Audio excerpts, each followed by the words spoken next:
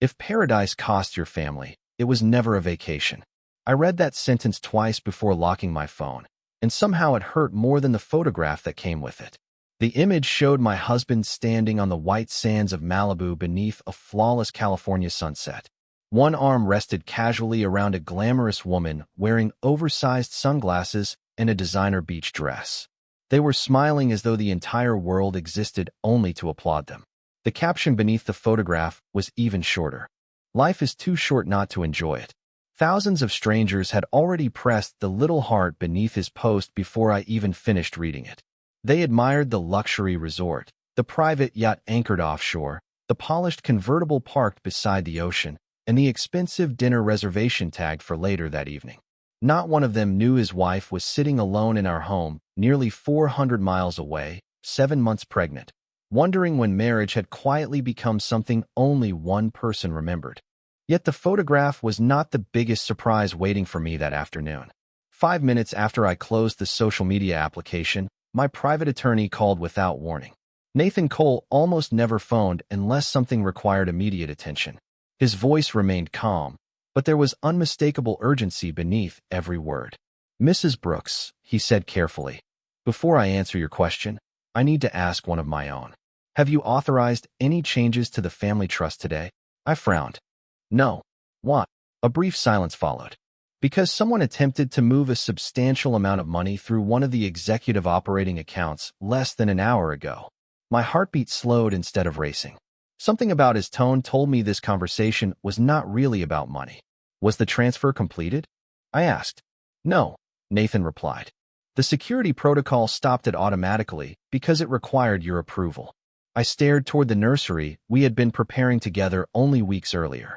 A small wooden rocking chair stood beside the window, waiting for the baby who would arrive in less than 2 months. Everything inside that room had been chosen with hope. Soft blankets, storybooks, tiny shoes still resting inside unopened boxes.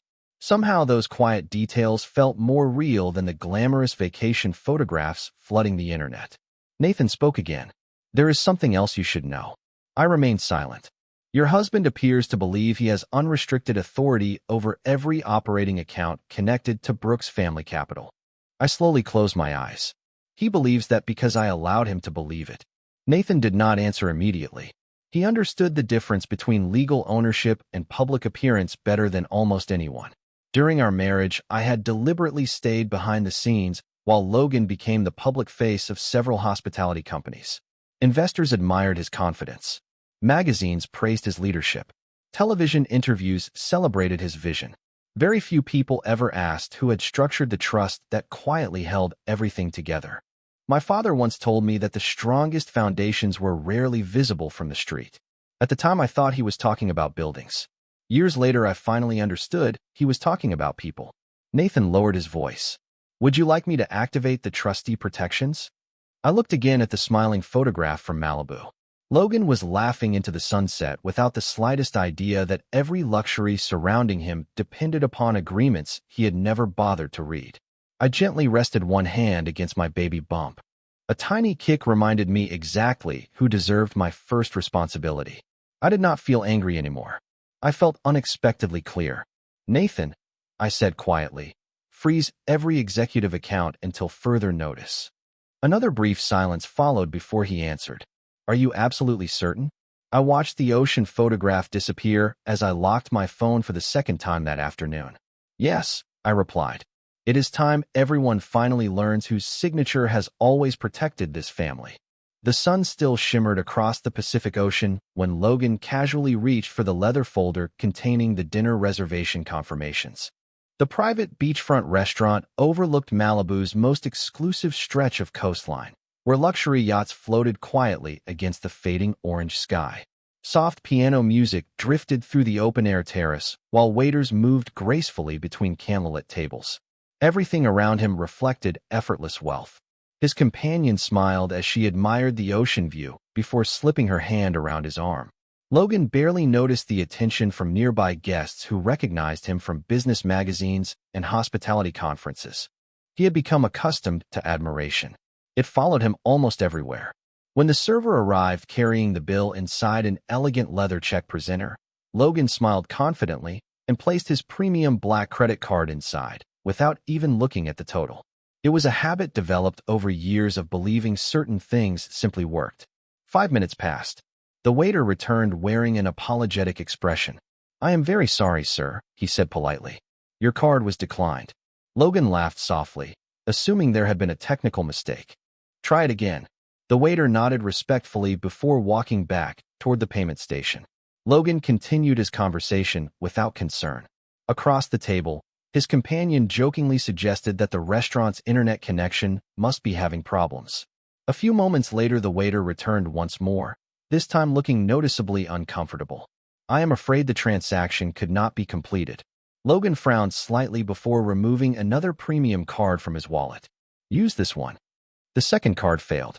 Then the third. The atmosphere at the table slowly changed.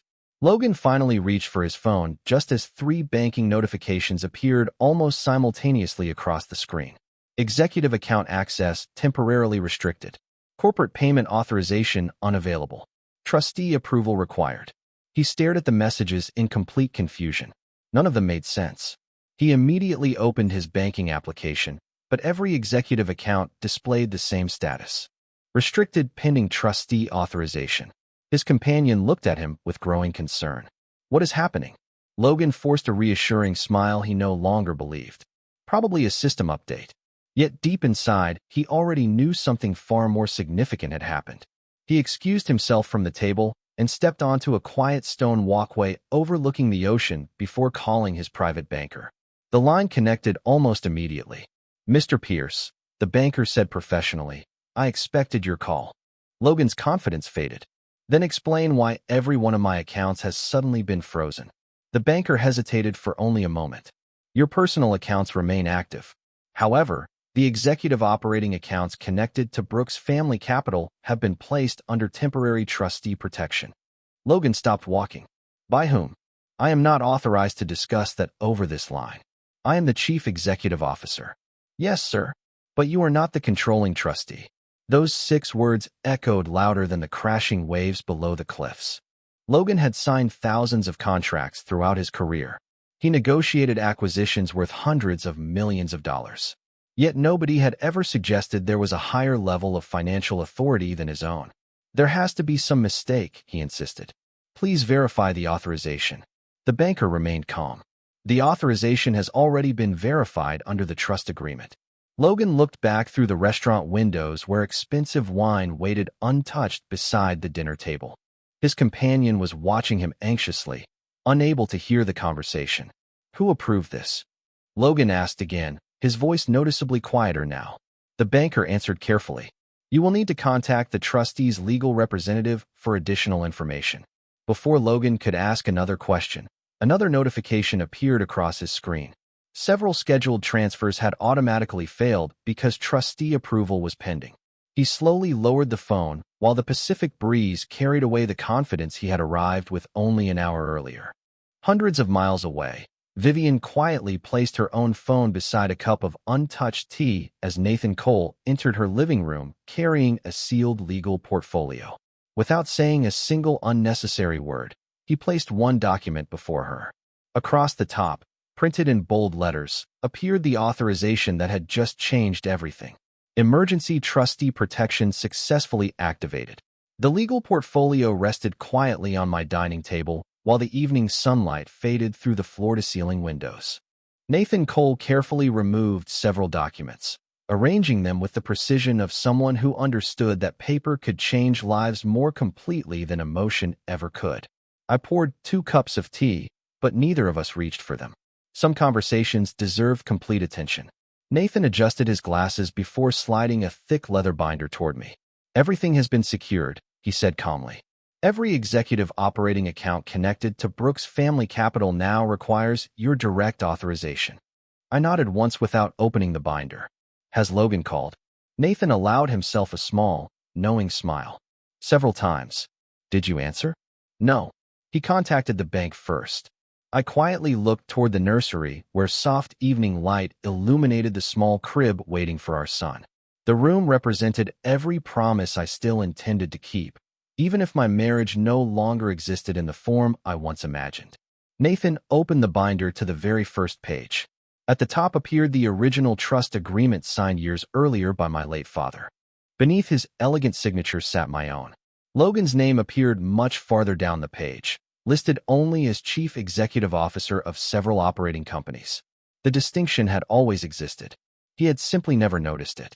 People often confuse management with ownership, Nathan said softly. Your father anticipated that possibility. I finally looked at the familiar document. Memories returned immediately. Years earlier, before our wedding, my father had insisted every family asset remain protected through a multi-layer trust structure. At the time, I considered his caution unnecessary. Logan seemed ambitious, intelligent, and completely devoted to building a future together. My father had smiled gently while handing me the final documents. Trust the man you love, he told me, but never confuse love with governance. I understood those words only now. Nathan continued reviewing the paperwork. Every hotel, every commercial property, every investment partnership, every executive account ultimately reports through Brooks Family Capital. He paused before adding one final sentence. And Brooks Family Capital answers only to its controlling trustee. I rested one hand against my baby bump as another gentle kick reminded me that every decision I made now affected more than myself. How many people know the complete structure? I asked. 5, Nathan answered. You, me, Olivia Grant at the private bank, Chairman Richard Monroe, and your late father before his passing. I lowered my eyes. Logan never asked. Nathan quietly shook his head. He preferred growth reports over legal documents. The silence that followed carried no satisfaction. There was nothing enjoyable about watching someone discover the consequences of years spent overlooking details that truly mattered. My phone vibrated across the table. Logan. I watched the screen illuminate before allowing the call to expire unanswered. Seconds later, another message appeared. Vivian, something is wrong with every account. Please call me immediately.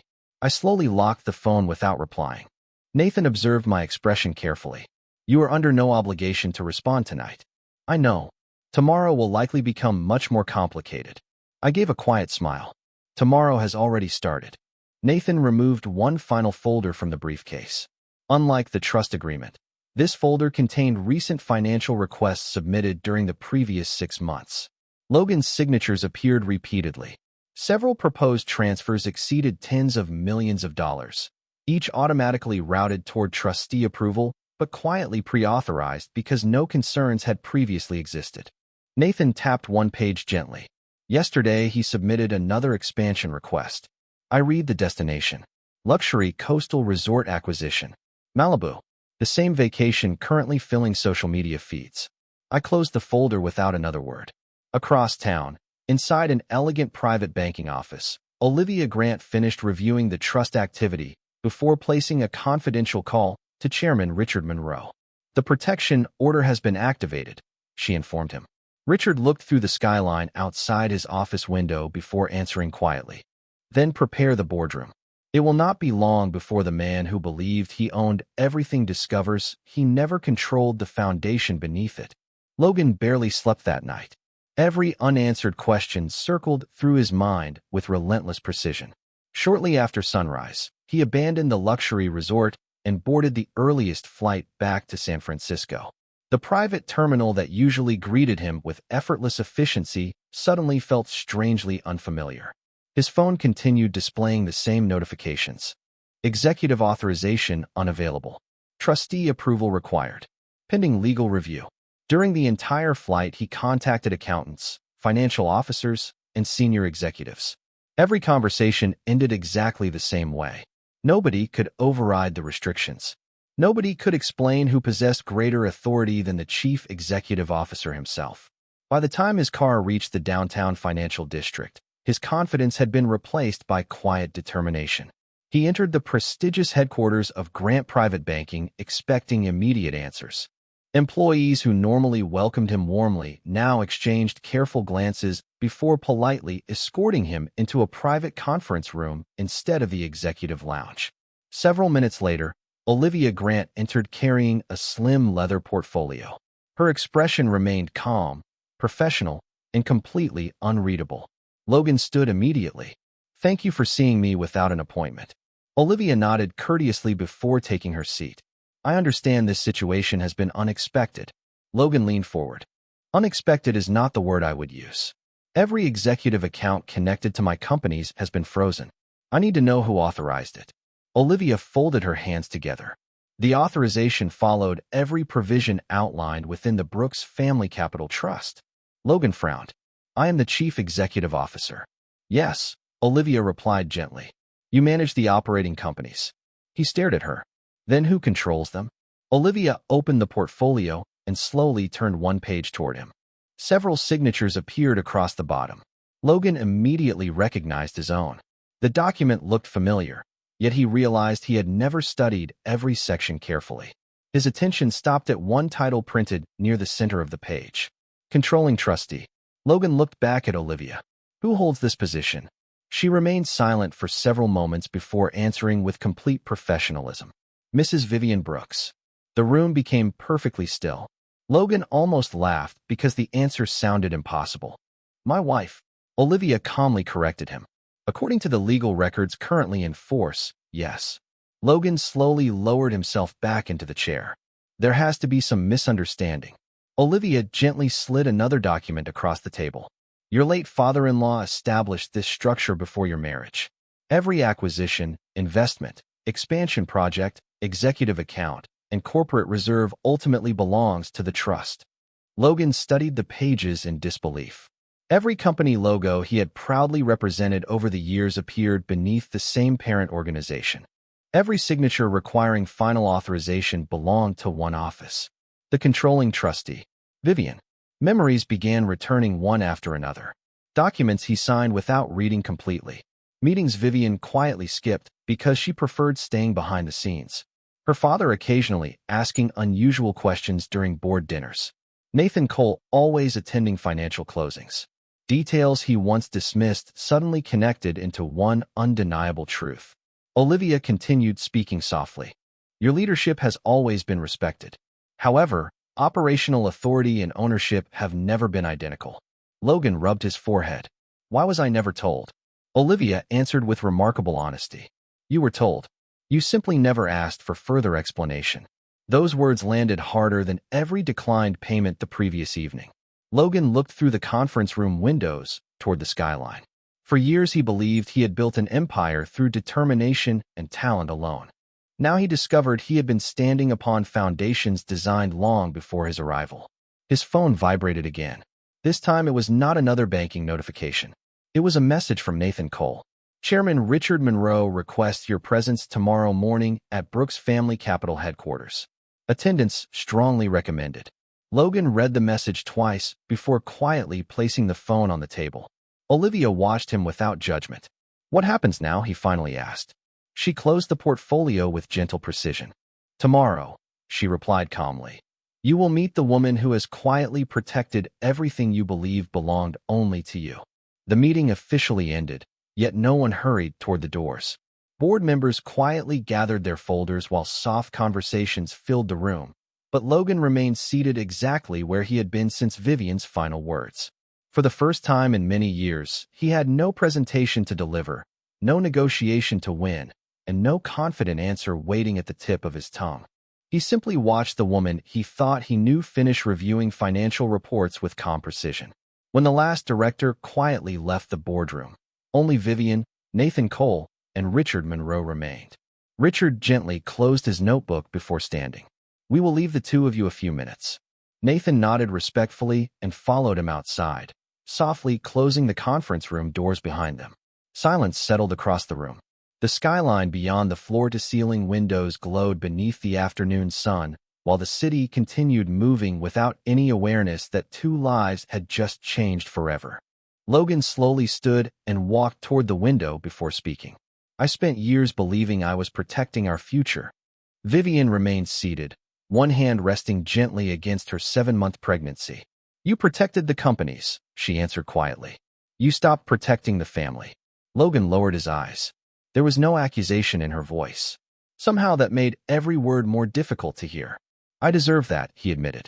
Vivian looked at him for a long moment before calmly asking the question she had carried silently for weeks. When you booked the Malibu vacation, Had you already forgotten our son? Logan closed his eyes. The question contained no anger, no dramatic confrontation, only heartbreaking honesty. He searched for an explanation, but discovered there was none that sounded acceptable even to himself. No, he whispered. I never forgot him. Vivian gently shook her head. People do not forget with their memories. They forget with their priorities. Those words settled heavily between them. Logan remembered the unopened nursery he had not visited for months. The medical appointments postponed because of investor meetings. The evenings he promised to come home early before choosing another business dinner instead. None of those decisions had seemed important individually. Together they formed a life he barely recognized. Vivian slowly stood from her chair. Despite the pregnancy, her posture remained graceful and steady. She walked toward the window until they stood side by side, overlooking the city below. Do you know why I activated trustee protection? She asked. Logan answered honestly. To stop me. She looked toward the horizon. No. He turned toward her in confusion. I activated it because someone had to stop the direction we were both heading before our child inherited it. Logan remained silent. Vivian continued softly.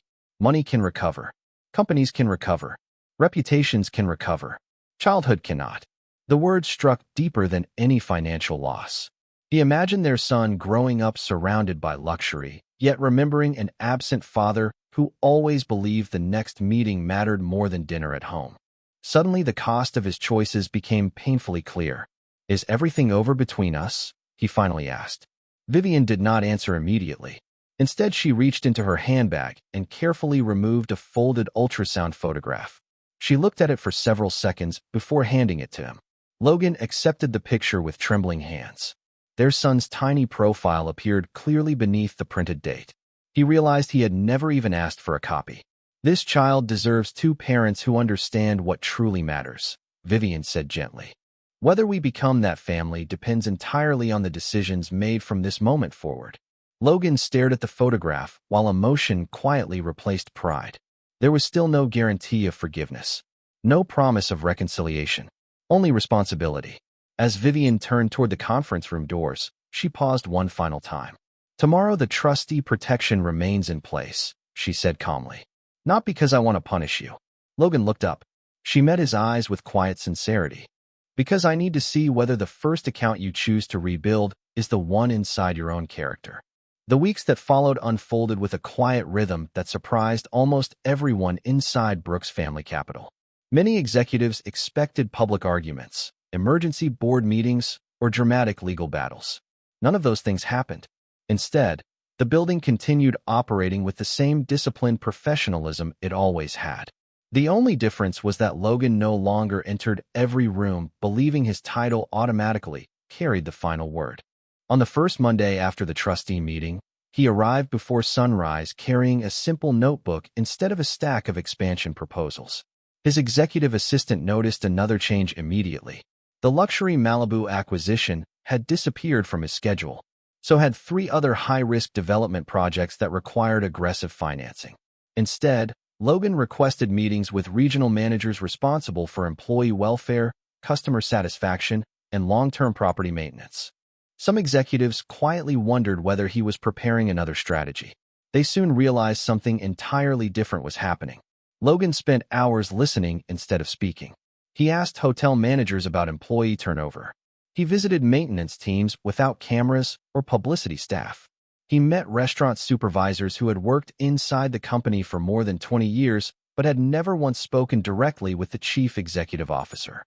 Every conversation revealed details he had ignored while chasing larger headlines and faster expansion. One afternoon, he quietly entered a neighborhood hotel owned by Brooks Family Capital that had operated for decades without attracting media attention. The general manager welcomed him with obvious surprise before introducing several longtime employees. An elderly housekeeper smiled warmly while showing him a framed photograph hanging near the reception desk. It featured Vivian years earlier attending the hotel's anniversary celebration beside her late father. Mrs. Brooks always remembered everyone's names, the housekeeper said proudly. She asked about our children every Christmas. Logan stared at the photograph in silence. He had attended countless shareholder dinners during those same years, yet somehow never realized Vivian had quietly built relationships inside the company while he pursued recognition outside it. That evening, he returned to his office and opened several financial reports. For the first time, he ignored revenue rankings and focused instead on employee assistance programs, maternity benefits, educational scholarships, and community investment budgets. The numbers revealed another uncomfortable truth. Many of those initiatives existed because Vivian had personally approved them through the family trust despite producing little immediate profit. He leaned back in his chair and finally understood why so many employees spoke about her with genuine respect instead of simple admiration. She had invested in people long before they became valuable on paper. 2 days later, Logan requested another meeting with Nathan Cole. The attorney entered carrying the same calm professionalism that had frustrated him only weeks earlier. Logan spoke first.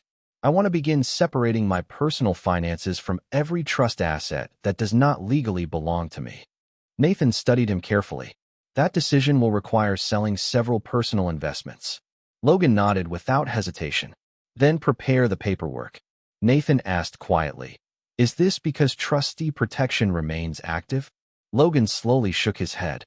"No, it is because I finally understand the difference between ownership and responsibility." Nathan allowed himself the smallest smile before opening his briefcase. News of Logan's decisions gradually reached Vivian, but she never commented publicly. She simply continued leading the trust while preparing for the arrival of their son. One afternoon, Grace, her longtime executive assistant, placed a folder on her desk containing reports from several company divisions. Every page described the same unexpected pattern. Logan had voluntarily reduced executive privileges, canceled luxury expenditures, increased employee support funding, and redirected personal bonuses towards staff education programs. Vivian quietly closed the folder before looking through the nursery window where soft afternoon sunlight filled the room, waiting for their child. For the first time since everything changed, she allowed herself one silent thought she had refused to consider before. Perhaps genuine character did not reveal itself when someone possessed unlimited wealth. Perhaps it revealed itself only after that person discovered what money could never buy back. Early autumn arrived with crisp mornings and golden sunlight that spilled across the gardens surrounding Brooks' family capital. The frantic pace of board meetings, financial reviews, and legal discussions slowly gave way to something far more meaningful. Vivian welcomed their son into the world after a peaceful delivery, and for the first time in months the silence inside her home no longer felt lonely. It felt complete. The nursery that had once represented unanswered questions now echoed with the quiet sounds of new life. Every morning began with gentle cries instead of legal phone calls, and every evening ended with lullabies rather than financial reports. Nathan Cole visited several days after Vivian returned home, carrying a stack of trust documents requiring routine signatures. He smiled warmly when he saw the baby sleeping peacefully beside the living room window. "Congratulations," he said sincerely. Vivian thanked him before signing the final page, without even glancing at the numbers. Nathan noticed the difference immediately. 6 months ago, every document represented another burden, he observed. Vivian looked toward her son with a gentle smile. Now every signature represents another responsibility. Nathan quietly closed the portfolio. "There is one more item." He handed her a separate folder marked Community Development Initiative. Inside were proposals Logan had personally submitted over the previous several weeks. Instead of requesting funding for luxury expansions, every page focused on affordable employee housing, scholarships for hospitality students, parental leave benefits, and grants supporting family-owned restaurants partnered with Brooks Family Capital. Vivian carefully turned each page. There were no expensive publicity campaigns attached, no requests for media coverage. Every proposal included detailed financial planning together with measurable long-term community benefits. Nathan watched her expression. He insisted these programs remain anonymous unless the board requires otherwise. Vivian closed the folder thoughtfully. "Did he ask whether I would approve them?" Nathan smiled faintly. "No. He simply said they were the right thing to do." Several days later, the quarterly trustee meeting convened inside the familiar boardroom overlooking San Francisco Bay. Richard Monroe reviewed each proposal one by one, while board members quietly discussed implementation schedules. When the final recommendation appeared on the presentation screen, Richard looked toward Vivian. "These initiatives will reduce short-term profit margins. Vivian nodded. What happens after 5 years? Richard smiled. Employee retention improves significantly. Community partnerships expand. Brand loyalty strengthens. Long-term returns exceed current projections. Vivian picked up her fountain pen without hesitation and signed every approval. Across town, Logan received the notification from Nathan. Community Development Initiative approved. No additional message followed. No congratulations. No personal comments. Yet somehow those 4 words carried greater meaning than every business award he had ever accepted. Later that afternoon, he stopped outside Vivian's home carrying a small wooden rocking horse he had built himself during quiet weekends spent away from boardrooms. He did not ring the doorbell immediately. Instead, he placed the gift carefully beside the front porch with a handwritten note. For our son. I hope one day he learns patience before success. Then he quietly walked away. Through the living room window, Vivian watched him leave without realizing she had been standing there. She waited until his car disappeared before opening the front door. The handcrafted rocking horse rested beside the welcome mat beneath soft afternoon sunlight. It was beautifully made, though imperfect in small places where inexperienced hands had shaped the wood. Vivian gently traced the smooth handle before reading the note again. There was no request for forgiveness. No attempt to reopen old arguments. Only a father's hope for his child. She carried the gift inside and placed it beside the nursery window where golden sunlight illuminated the polished wood. Their son continued sleeping peacefully, unaware that the greatest inheritance waiting for him would never be measured by trust accounts, investment portfolios, or executive authority. It would be measured by whether 2 adults who had once lost sight of what truly mattered could now choose wisdom over pride, one quiet decision at a time. 1 year later, the Brooks Family Community Foundation stood proudly beside the San Francisco waterfront, its modern glass facade reflecting the warm light of a golden autumn afternoon. The building had quickly become one of the city's most respected charitable centers, providing scholarships, family business grants, housing assistance, and educational opportunities for thousands of people. Reporters, civic leaders, employees, and local families gathered outside for the official dedication ceremony. But the atmosphere felt remarkably different from the glamorous business events that once celebrated only wealth and expansion. This gathering celebrated people. Vivian stepped onto the stage wearing an elegant white dress beneath a tailored ivory coat, holding her smiling 1-year-old son in her arms. He laughed softly while reaching toward the colorful banners moving gently in the afternoon breeze. Behind them stood the foundation's engraved mission statement, inspired by the values her late father had repeated throughout his life. Prosperity has value only when it creates opportunity for others. Nathan Cole welcomed community leaders, while Richard Monroe greeted scholarship recipients whose education had become possible through the foundation. Nearby, former employees from family-owned restaurants proudly shared stories about businesses that had survived because someone believed preserving people mattered more than replacing them. Vivian quietly listened to every conversation before approaching the podium. She spoke without dramatic gestures or emotional speeches. Every investment tells a story, she began. Some create larger buildings. Others create stronger communities. My father taught me that the second investment always lasts longer. Gentle applause spread through the audience. Vivian looked toward her son before continuing. I hope my child grows up understanding that success is never measured only by what we earn. It is measured by what we protect. As the ceremony concluded, guests slowly gathered throughout the gardens surrounding the foundation. Children played near fountains while families enjoyed the afternoon together. A short distance away, Logan stood quietly beneath an oak tree wearing a simple navy suit. There were no photographers surrounding him, no executives following behind. He had arrived alone, carrying nothing except a small envelope addressed to the foundation. Vivian noticed him from across the courtyard. After greeting several guests, she walked toward him with calm confidence while their son rested peacefully against her shoulder. Logan smiled gently at the little boy before handing Vivian the envelope. Inside rested documents confirming the permanent donation of several personally owned investment properties whose future income would fund educational programs for children from working families. There were no naming rights attached, no public announcement requested. Only one handwritten sentence appeared beneath his signature. Let every child have opportunities that pride almost prevented my own son from fully receiving. Vivian quietly folded the letter before looking back at him. Thank you, she said sincerely. Logan nodded. I finally understand that the greatest return on any investment cannot be calculated on a financial statement. Their son reached toward Logan with innocent curiosity. Logan gently held the child's tiny hand for a brief moment before letting him return comfortably to his mother. There was no promise that old wounds had completely disappeared. Some chapters of life never returned exactly as they once were. Yet something far more important had been restored. Respect, responsibility, character. As the afternoon sun slowly settled over San Francisco Bay, families continued filling the foundation with laughter, conversation, and hope. Vivian looked across the crowd before quietly remembering the afternoon when a single phone call had frozen every executive account connected to Brooks Family Capital. At the time, many people believed the greatest story involved millions of dollars locked behind legal authority.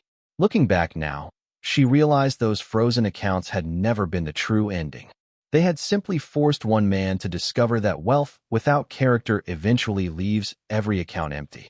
Standing there with her son beside her and a stronger community surrounding them, Vivian finally understood the inheritance her father had always intended to leave behind. Money could build extraordinary things, but only integrity could build a legacy that continued growing long after every balance sheet had been forgotten.